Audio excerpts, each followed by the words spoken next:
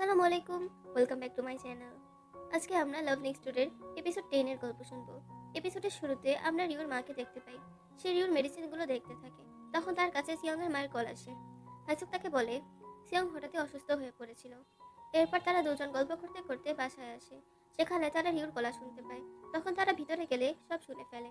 তখন তারা জিজ্ঞেস করে যে কার আছে স্টোমাক ক্যান্সার। তখন তারা সব অনেক ইমোশনাল হয়ে যায়। তখন রিউর মা সিয়ং এর দিকে রাগে চোখে তাকায় এবং বলে, তুমি কি সব আগে থেকেই জানতে? সিয়ং বলে, না, আমি সব মাত্রই জানলাম। এরপর মিসুক রাগ করে সেখান থেকে চলে যাচ্ছিল, আর রিউ তার পিছন পিছন যাচ্ছিল। সিয়ংও তাদের পিছনে যেতে চায়, কিন্তু হাইসুক তাকে আটকায় এবং বলে, প্লিজ তুমি যেও না। এরপর মিসুক রিউর বাবার কাছে আসে। সে তাকে রিউর স্টমাক ক্যান্সারের কথা বললে রিউর বাবা প্রথমে বিশ্বাস করছিল না। তখন মিসুক রিউর রুম থেকে মেডিসিনগুলো নিয়ে তাকে দেখায়। তখন তারা এই নিয়ে অনেক কথা বলতে থাকে। রিউ তাদেরকে বারবার সরি বলতে থাকে। রিউর বাবা জিজ্ঞেস করে, বলো তো আসলে কি হয়েছিল? তখন রিউ বলে, আসলে আমার 3 বছর আগে স্টমাক ক্যান্সার হয়েছিল, কিন্তু আমি সেটার সার্জারিও করে ফেলছিলাম। মিসুক বলে, এটাই কি তোমার কারণ ছিল, বিয়ে ভাঙার কারণ? তখন রিউ বলে, না, জুন তো সবসময় আমার সাথে ছিল, কিন্তু আমি ওকে দিয়ে আর সাফার করাতে চাচ্ছিলাম না, তাই আমি আমার বিয়ে ভেঙে ফেলেছি। তখন তার প্যারেন্টসরা তাকে বলে, তোমার অ্যাটলিস্ট আমাদের বলা উচিত ছিল। রিউর বাবা তাকে আবারও জিজ্ঞেস করে, তুমি এখন ঠিক আছো তাই না? তখন রিউ হ্যাঁ বলে। তখন রিউর বাবা সেখান থেকে চলে যায়। এরপর আমরা মিসুককে দেখতে পাই। সে নিজেকে কন্ট্রোল করতে পারছিল না, তাই সে মিউজিক রুমে এসে জোরে জোরে ড্রামস বাজাতে থাকে। এরপর আমরা রিউর বাবাকেও দেখতে পাই। সে অনেক কান্না করতে থাকে। এরপর আমরা আবার মিসুককে দেখতে পাই। সে রিউর পাস্টের মোমেন্টগুলো মনে করছিল, যে সে কিভাবে তাকে বকা দিয়েছিল এবং তাকে ইউএস যাওয়ার জন্য ফোর্স করেছিল, এবং সে অনেক গিল্ট ফিল করছিল। এরপর আমরা সিয়ংকে দেখতে পাই। সে নিচে অনেক স্যাড হয়েছিল। তার কাছে হাইসুক আসলে তাকে জিজ্ঞেস করে, তুমি তখন ইউএস ছিলে তাই না? তুমি কি আসলেই জানতে না রিউর ব্যাপারে? সিয়ং মানা করে দেয়। এরপর আমরা ফ্ল্যাশব্যাকে দেখতে পাই, সিয়ং যখন ইউএস ছিল তখন মোয়েম তাকে রিউর সাথে দেখা করতে বলে, কিন্তু সিয়ং হিরো হওয়ার জন্য বলে, আমি বিজি আছি, আমি দেখা করতে পারবো না। কিন্তু এরপর সে রিউ কেজুনের সাথে দেখে অনেক জেলাস ফিল করে। এরপর রিউ তাকে অনেকবার মেসেজ করার চেষ্টা করেছিল, কিন্তু সে একটারও অ্যান্সার দেয়নি। তখন রিউ তার বার্থডেতে তাকে উইশ করেছিল। সিয়ং শুধু থ্যাঙ্কস বলে রেখে দেয়। আর প্রেজেন্টে এসে উইন্ডোর কাছে এসে নিজেকে নিজেই বলতে থাকে, আমি যখন কোনো সমস্যায় পড়তাম তুমি সবসময় আমার সাথে ছিলে, কিন্তু তোমার প্রবলেমের সময় আমি তোমার পাশে থাকতে পারিনি, আই এম রিয়েলি সরি। এরপর আমরা মিসুক আর রিউর বাবাকে দেখতে পাই। রিউর বাবা তাকে চোখে ঠান্ডা চামিচ লাগাতে বলছিল, যেন রিউ না বুঝতে পারে যে তারা কান্না করেছে, কিন্তু রিউ তাদের এটা করতে দেখে ফেলে। এরপর আমরা হাইসুককে দেখতে পাই। সে ময়মের মাকে কল করে এবং তাকে সব স্টোরিগুলো বলতে থাকে, আর সে এটা ময়মকেও বলতে মানা করে। তখন জেসুক বলে, রিউ তো আমার মেয়ে, আর তুমি এটা ময়মকে বলতে মানা করছো যে রিউর স্টমাক ক্যান্সার আছে? আর ময়ম এসব শুনে ফেলে। সে রাগ করে রিউর বাসায় যায় এবং তাকে বলে, তুমি আমাকে এত বড় কথা বললে না, আমি তোমাকে এত সহজে মাফ করবো না। রিউ বলে, তুমি আমাকে এত সহজে মাফ করো না। তখন মহিম তাকে বলে, আমি জানি তুমি অনেক মেন্টালি এবং ফিজিক্যালি সিচুয়েশন ফেস করেছো। আর তাদের মধ্যে আবারও সবকিছু ঠিক হয়ে যায়। এরপর আমরা সিয়ংকে দেখতে পাই। সে তার বাবার সাথে কথা বলছিল। সে তাকে বলে, আপনি প্লিজ রিউকে ঠিক করে দিন। তখন তার বাবাও বলে, হ্যাঁ, আমিও রিউকে অনেক পছন্দ করি, আর তাই তুমি তাকে হসপিটালে নিয়ে আসো। এরপর আমরা ড্যানকে দেখতে পাই। সে ময়ূমকে দেখে আর তার শোল্ডারে হাত রাখে, কিন্তু ময়ূম তাকে ধাক্কা দিয়ে ফেলে দেয়। তখন ড্যান তাকে বাসায় নিয়ে আসে এবং জিজ্ঞেস করে, তুমি কান্না কেন করছিলে? তখন সে আরো বলে, সেটা অনেক ভালো একটা প্লেস, এখানে সবাই সবাইকে তাদের ফিলিংসের কথা বলে, আমি এটা আগেও করেছি। ময়ূম বলে, তুমি কি সিয়ং এর কথা বলছো? আর সে দেয়ালের দিকে ইশারা করে। ড্যান বুঝে যায় যে ময়ূম সেদিন এখানেই ছিল। তখন ময়ূম তাকে রিওর স্টোরিতে বলতে থাকে, কিন্তু সে এমনভাবে প্রিটেন্ড করে যে রিও তার ফ্রেন্ডের ফ্রেন্ড, এবং সে তাকে স্টোরিটা বলতে থাকে। লাস্টে সে ভুলে বলে ফেলে যে আমি অনেক মানুষকে বাঁচিয়েছি, কিন্তু আমি কখনোই আমার ফ্রেন্ডকে বাঁচাতে পারিনি। তখন সে ড্যানকে বলে, আমি সরি, আমি আমার ফ্রেন্ডের কথা বলছি। তখন ড্যান বলে, তুমি চাইলে কান্না করতে পারো, আমি এটা সিক্রেটই রাখবো। তখন ড্যান তার লাইফ স্টোরি বলতে তার ওয়াইফ এবং তার মেয়ের অ্যাক্সিডেন্ট হয়ে গিয়েছে। তখন সে জানতে পারে যে তার ওয়াইফ অলরেডি মারা গিয়েছে। তখন সে অনেক কান্না করতে থাকে। সে ইউনের কথা জিজ্ঞেস করলে ডক্টররা বলে তার সার্জারি হচ্ছে। ইউনের পর মেডিকেলি বেঁচে যায় এবং ড্যান অনেক খুশি হয়ে যায়। প্রেজেন্টে মহিম তার গালে হাত রেখে বলে, তুমিও চাইলে কান্না করতে পারো, আর হঠাৎ সে তাকে কিস করে ফেলে। কিন্তু এরপর সে তার মাথায় হিট করে দৌড়ে তার বাসায় চলে যায়। এরপর আমরা হাইসুককে দেখতে পাই। সে তার কোম্পানির ভাইস প্রেসিডেন্টের সাথে ছিল। ভাইস প্রেসিডেন্ট বলে, তুমি আমার অফারের ব্যাপারে কি চিন্তা করেছো? ফ্ল্যাশব্যাকে দেখতে পাই, হাইসুকের বার্থডের দিন তার ভাইস প্রেসিডেন্ট তাকে বলেছিল, চলো আমরা কোথাও দূরে চলে যাই, আর সে তাকে সবকিছু ছেড়ে চলে আসতে বলছিল। হাইসুক বলে, আমি এটা করতে পারবো না। তখন ভাইস প্রেসিডেন্ট বলে, তো এখন তুমি ফিউচারে কোথাও যেতে পারবে না, আর দ্রুত তোমাকে জব থেকেও রিজাইন করতে হবে। হাইসুক বলে, আমি এগুলো ফেস করে নিব। এরপর আমরা রিউকে দেখতে পাই।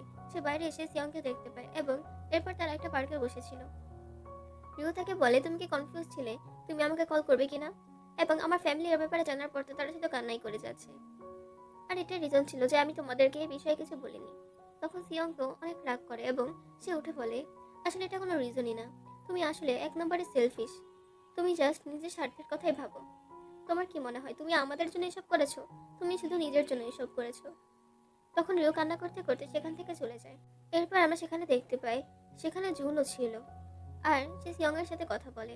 জুন তাকে বলে, হয়তো আমি যদি সেদিন তার উপর না চিল্লাতাম তাহলে হয়তো আমরা এখন একসাথে হতাম। সে বলে যে রিউকে তখন এমন ইমোশনাল হয়ে গিয়েছিল। তখন জুন হ্যাঁ বলে। এরপর আমরা রিউর মা বাবাকে দেখতে পাই, তারা একসাথে বসে ড্রিঙ্কস করছিল। মিসুক বলছিল, আমি ছোটবেলা থেকেই রংকে বেশি কেয়ার করেছিলাম, আর এটাই হয়তো কারণ রিউ আমাকে কিছু বলেনি। তখন রিউর বাবাও বলে, হ্যাঁ আমি আমার শপের কারণে রিউকে এতটা টাইম দিতে পারিনি। আর তারা অনেক ইমোশনাল হয়ে যায়, আর রিউ তাদের কথা শুনে ফেলে এবং সেও ইমোশনাল হয়ে যায়। এরপর আমরা ময়ূরকে দেখতে পাই, সে যখন বাসা থেকে বের হচ্ছিল তখন সে ড্যান আর ইউনকে দেখতে পায় এবং তাড়াতাড়ি বাসার মধ্যে চলে যায়। আশেপাশের দেয়াল থেকে তাদের দেখতে থাকে এবং তাদের যাওয়ার অপেক্ষা করতে থাকে। মহিম নিজেকে নিজেই বলে, আমি কি করেছি, সেটা তো সিচুয়েশনের কারণে হয়েছে। আর সে এইভাবেই তাকে মোটিভেট করতে থাকে। এরপর আমরা ড্যানকে দেখতে পাই, ইউন তাকে জিজ্ঞেস করছিল যে মহিমের কি হয়েছে, সে আমাদের দেখে পালাচ্ছে কেন। ড্যান বলে, তুমি তাকে দেখেছিলে? ইউন বলে, হ্যাঁ, আমরা যখন বের হচ্ছিলাম মহিমও বের হচ্ছিল, কিন্তু সে আমাদের দেখে ঘরের ভিতর চলে গিয়েছে। ড্যান বলে, আরে তেমন কিছুই হয়নি। এরপর আমরা মিসুককে দেখতে পাই, সে রিউর রুমে আসলে সে তাকে পায় না এবং সে তার ফোনও সেখানে দেখতে পায়। তখন সে সিয়ংকে কল করে এবং তাকে ব্যাপারে জানালে সিয়ং তাকে খুঁজতে থাকে, কিন্তু সে তাকে কোনো জায়গায় পায় না। এরপর সে একটা জায়গায় যায় এবং সেখানে তাকে পেয়ে যায়। রিউ তাকে জিজ্ঞেস করে, তুমি কিভাবে জানলে আমি এখানে আছি? তখন সিয়ং বলে, এটা জানার তোমার প্রয়োজন নেই। তখন সে তাকে আরো বলে, তুমি কি ডিপ্রেশনে চলে গিয়েছিলে? রিউ বলে, তুমি কি জুনের সাথে দেখা করেছো? তখন সিয়ং তাকে উঠিয়ে পানিতে ফেলে দেয়। তখন রিউ বলে, তোমরা সবসময় আমার সাথে এমন করো, তোমরা জানো যে আমি কত খারাপ সিচুয়েশনে ছিলাম। তখন সিয়ং বলে যে হ্যাঁ আমি জানি, আর আমার নিজের উপরই অনেক রাগ হচ্ছে। তখন সিয়ং এক জায়গায় বসে এবং তাকে মিল্ক এনে দেয়। তখন রিউ তাকে জিজ্ঞেস করে, তুমি বললে না যে তুমি কিভাবে জানে আমি এখানে আছি?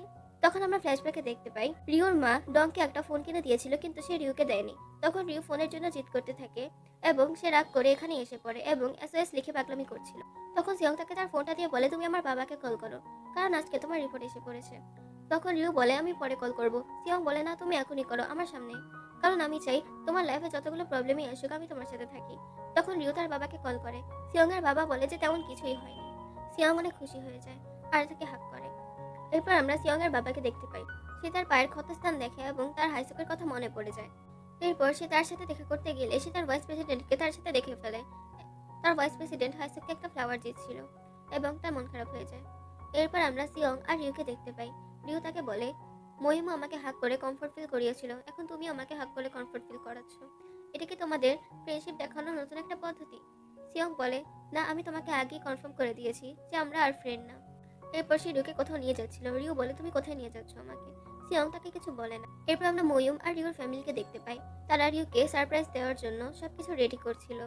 তখন সিয়ং আর রিউ সেখানে আসলে তারা তাকে সারপ্রাইজ দেয়। এরপর রিউ জিজ্ঞেস করে, এই প্ল্যানটা কার ছিল? তখন তারা সবাই বলে যে এই প্ল্যানটা সিয়ং এর ছিল। এরপর তারা সবাই খেতে বসে। এরপর তারা একসাথে বাসায় যাচ্ছিল। তখন রিউ বলে, আমি এত খেয়ে ফেলেছি যে আমার এখন পেট ফেটে যাবে। তখন তারা সবাই অনেক ভয় পেয়ে যায়। রিউ বলে, আরে না না, আপনারা যেমন ভাবছেন তেমন কিছুই না। আর তারা আবারও যেতে থাকে। এর পরের দিন আমরা সিয়ংকে দেখতে পাই, সে তার অফিসে ছিল। তখন তার কাছে একটা মেসেজ আসলে সে রিউকে নিয়ে তাড়াতাড়ি এয়ারপোর্টে চলে যায়। তখন সে বলে যে জুন সবসময়ের জন্য ইউএস চলে যাচ্ছে, তাই তুমি তার সাথে দেখা করো। তখন সেখানে সে জুন এবং রিউকে একসাথে কথা বলার জন্য টাইম দেয়।